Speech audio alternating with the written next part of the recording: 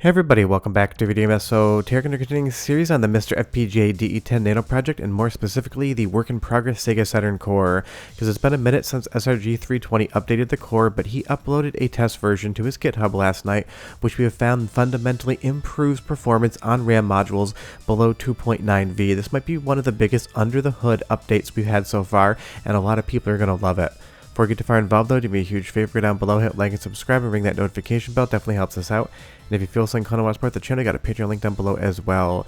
So we're going to be testing some user request games and talking about the entire RAM situation here, because there's some games we haven't revisited in a while and some that should see improvements on 2.5V RAM modules. For the longest time now, when people have been having trouble in the comments, I've been asking what RAM they're using, and 9 out of 10 times when they have an issue, it is a 2.5V module. We've been recommending that people upgrade to 2.9 or 3.0, but it seems like SRG320's figured out something in the core, because of a lot of tests on Discord and other people I chat with in the background. People that have not yet upgraded their RAM modules are now getting games to boot that never booted before, and they're getting audio in games that never used to have audio. So if you've been holding out to see what happens, at least on this core, 2.5V RAM modules are working fundamentally that much better. Now the fact is, this is still a work in progress situation, so it's as likely that the next core knocks something back about that compatibility as it does improve it. We're going to have to wait for the final core to see how everything shakes out, but I would highly presume SRG320 is definitely going to try to keep these changes within the actual core itself. Now, as far as the House of the Dead is concerned, the last time we looked at this, the sound absolutely did not sound correct. It was crackling, it was popping. Now it sounds exactly like the House of the Dead you know, love, and remember. The only thing right now is with snack support, light guns are not included, so you have to play this game with a controller, which is definitely not the preferred way to play something like the House of the Dead. And even if this port is definitely way inferior than the Model 2 original, I had this game back in the day on my Saturn. I absolutely loved it, and it still is a fun version of the game, and I can't wait to get light gun support within the core so I can play this thing on my PVM just like I would on real Sega Saturn hardware. And that's the fun thing, for as many different amazing things that this core does, there's still work to be done adding in new features, and as those come alive and online, I will definitely update the video, because I want to do a Sega Saturn light gun specific video once we get that support in, because the system has a ton of amazing light gun games. But tell me down below, what RAM module are you using in your MiSTer? Is it the 2.5V, the 2.9, or the 3.0? You really won't see any difference between 2.9 and 3.0, but if you're on 2.5 today, you should be getting a lot better Sega Saturn experience all around. And don't forget, this is not an update all, it's not on Discord, it was uploaded to SRG320's GitHub, and we've tested it from there. Now moving on to Ilandori, I think I'm pronouncing that correct, it's not an easy title. This is another one that's seen vast improvements since the last time we checked it out, and it is one that I've been getting a lot of fan requests for, and big thanks to Andy D for helping me with the captures this week. I've had a lot of new arcade boards come in, some repairs that I'm dealing with for the channel, so expect a lot of fun rare arcade boards coming up very soon. But this is a very fun and very unique fighting game, and if you don't know, I'm going to be showing a video on Friday of an extremely rare 3D fighting board, which is very similar to Ilandori as far as the gameplay style is concerned, so leave me some guesses down below. I'd love to see if anyone can get it.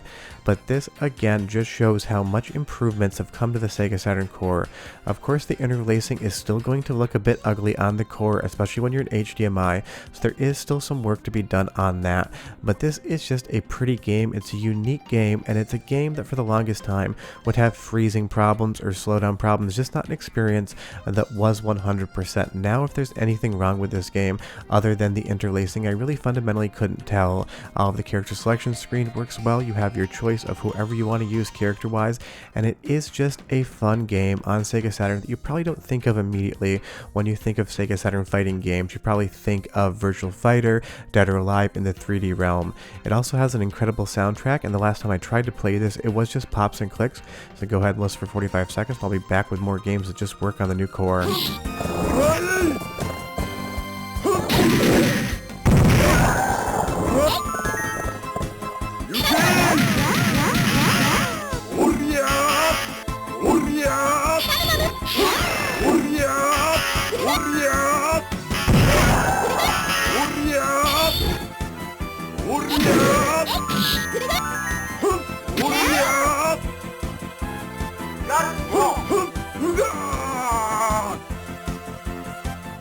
The grunt sound effects are absolutely hilarious, so I definitely had to leave one in there for you, but the music is fun, and the best part is it just sounds good today. And if you've been having games on a 2.5V RAM module that will load and play, but you lose sound within like the first 2 to 3 seconds, hopefully that should be patched up on most of the games, because that was one of the symptoms of the RAM incompatibility. You'd get a game to load, but suddenly the audio would drop out in like the first 2 to 3 seconds, and it wouldn't recover until the game loaded again. So hopefully you'll be seeing better results. The people I've talked to have, so definitely after you watch this video, go and test your Saturn core and tell me down below in the comments what you're seeing, because these user reports definitely help. And one of the fixes in this core was something a user reported over on the GitHub tickets issue for SRG320, and it was resolved. So don't forget, if you find a bug, don't just tell me in the comments, go over to Discord and leave SRG320 a ticket. That way he can understand it. Just try to provide some sort of visual evidence, even if it's just off a cell phone screenshot of your TV. It definitely helps. Now let's take a look at Super Puzzle Fighter 2. This is another awesome game, and one that last time we looked at had some audio issues as well. Sure, it's not something like Street Fighter, it is a puzzle game, but Capcom absolutely nailed the formula. And again, this is a game on the current core that is just absolutely perfect now. If there's any issues with this whatsoever, it is impossible to tell, which probably means that there aren't actually issues. But maybe you're the biggest fan of this game of all time, you've played it for thousands of hours and you see something. So if you do, leave me a comment down below. And if the image looks slightly too bright, I had to bring the brightness down because there was a little bit of a situation with the capture card, so I just basically dialed this back on the gain ever so slightly, but I think I've probably matched it to what it should look like coming out of real Sega Saturn hardware. And if you want to see more Saturn versus real hardware tests, tell me down below as well. I did the Burning Rangers heads up, and I feel like in some games the core is ready for a preview of real hardware versus the core, so if you've liked those, definitely tell me. And if for some reason you've never played this game before, it is 100% worth checking out on the current core. You can play it like it's real Sega Saturn hardware, you just get to have fun when you hit the start button, and that's what we're really looking for at this point in time on the core, is improvements to games that weren't working well before, and games that we can just basically recommend and say, you can play this like a real Sega Saturn and you would have absolutely no idea the difference. Because again, if I handed you a controller, didn't show you what you were playing on, and you couldn't access the menu in MiSTer, I think 9 out of 10 people would probably just not have any idea what they were playing, and if you did get the guess right, it would be down to a basic coin flip. And don't forget, this game gets brutally hard in later levels as well. It's got a ton of challenge, a ton of fun, and it's another game on the current core that you can just sit down and play and not even think about the fact that you're actually using FPGA hardware. And that's what the best cores do. They blur the line between real hardware and FPGA recreation so that you know you're having a great time. So let's take a look at MechWarrior 2, because I think honestly it is a game that has never been tested on this series, and if it has, I forgot. But at this point in time, I've tested hundreds upon hundreds of different Sega Saturn games for these previews, checking their compatibility, seeing where they're succeeding and where there might be bugs. And as far as the visual presentation of MechWarrior, it seems to be 100% in line, both on the audio front as well as the 3D front. There seems to be a little bit of weirdness in Snack where some of the controller buttons are not doing what they say they do, but if you're not on Snack, you should be totally fine with just a USB controller. But I'm curious, how many people are using Snack and how many people are just using USB? Tell me down below. For me, I like using Snack where I can, because the Sega Saturn controller, whether you're on the digital only version with the D-pad or on the analog controller, are some of the best controllers ever made, especially the Japanese Sega Saturn controller. That thing is 10 out of 10 gold, but I know a lot of you probably just use USB, so I would be curious to hear. And the next part is, if you have the MiSTer Add-ons Reflex Adapt, you can use original Saturn controllers and not be on Snack at the same time. But this game has so many fun cutscenes, so many FMVs that are just working again on the core, and this is one of those games, it might not be at the forefront of most people's minds when they think Sega Saturn, but it is a ton of fun, and one that you should check out, and again, one that I just think I haven't tested. And that's the fun thing about the Sega Saturn library, it is way bigger than you have any idea, especially if you only play games coming out of North America.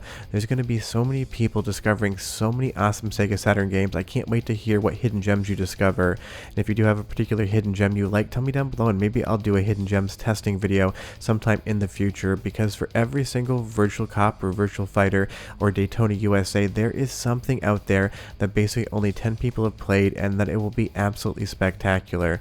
You'll see here all the polygons work well, that skybox is rotating as you would expect, all of the polygons for your mech's helmet look good. If there's again anything wrong with this game, I just can't tell whatsoever outside of the snack weirdness, but maybe again it's your favorite game, and if you want to play it you can do that today on the Sega Saturn Core. Now, another game that's never been tested on this series and has some of the best 2D visuals in my opinion on the Sega Saturn is going to be Cul-de-Cept. It is entirely in Japanese, so if you don't read or speak Japanese, it is going to be very difficult to understand because I don't believe there's a translation out there anyway for it. It is an isometric turn-based strategy role-playing game, but it's got some amazing sprites, some amazing character portraits, and it is just another one of those games that shows how deep the Sega Saturn library is. And Saturn's been getting a lot of translations in 2024, so hopefully there's a project out there that I'm just not aware of that might be translating this one. And the other good part is it's got an amazing soundtrack, and you don't need to understand Japanese to understand that. So go ahead and listen for just like 35 seconds and I'll be back with some more game to show.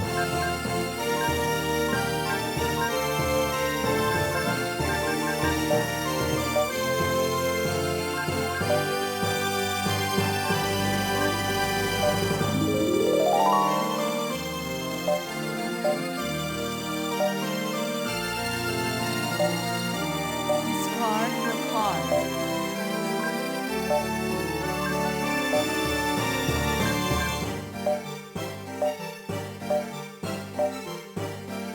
Awesome fantasy soundtrack, and it's got some Castlevania Symphony of the Night vibes in there as well if you listen close enough, and you will see that this is basically a card battler. Sure, it's a tactical RPG, but the elements are slightly different, and I love that that 3D polygonal club comes in and actually just decks the card on screen so that you end up winning the battle. And I even love that star wipe, kind of a meme in filmmaking, but here it works relatively well.